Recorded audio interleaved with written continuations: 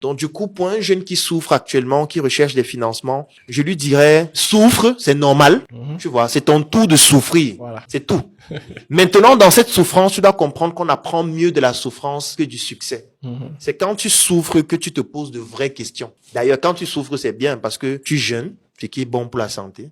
Puisque tu n'as pas l'argent pour aller dans un restaurant manger des produits toxiques de 50 000.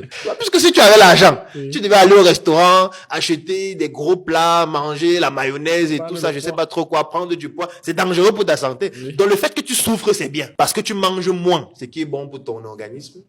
Tu réfléchis plus, ce qui est bon pour muscler ton cerveau. Comme tu lis l'heure là, ça va te permettre d'apprendre l'humilité. Parce que quand tu lis l'heure, ça fait que tu ne peux pas avoir le gros dos. Tu vas avoir le gros dos devant qui? Parce que tu ne peux pas aller quelque part et puis tu as le gros dos puisque tu n'as rien.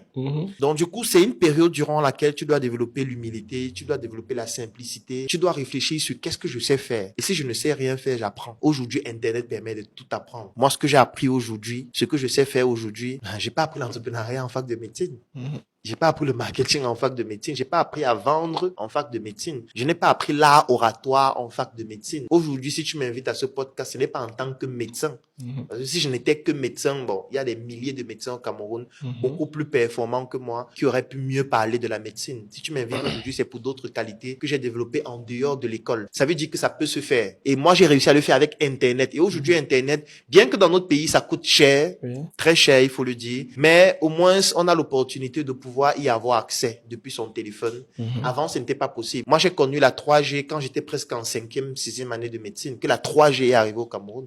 Avant, nous, on fonctionnait avec la 2G. Donc, tu n'avais presque pas accès à Internet. Oui, avec Nextel, tu n'avais presque pas accès à Internet. Internet était tellement lent. Et du coup, on partait sur Internet uniquement au cyber. Je me rappelle à cette époque, il y avait des cyberlinks qui avaient des connexions Internet plutôt rapides. Ça coûtait aussi cher, mais c'était le prix à payer pour avoir accès à une certaine forme de connexion. Ce n'était pas comme aujourd'hui avec ton téléphone, tu as la 4G. Aujourd'hui, avec ton téléphone, tu regardes des vidéos et tout. Avant, c'était impossible. Tu vas regarder les vidéos. Quand tu avais un peu de connexion, c'était pour télécharger un livre, télécharger rapidement ce que tu vas utiliser quand tu n'as pas de connexion. Donc aujourd'hui, on a la connexion, on a des téléphones, les téléphones qui coûtent de moins en moins cher. Avec 30 000, tu as un téléphone qui se connecte sur Internet. C'est quelque chose d'intéressant. Donc du coup, pour les jeunes qui souffrent et qui recherchent des financements, sachez que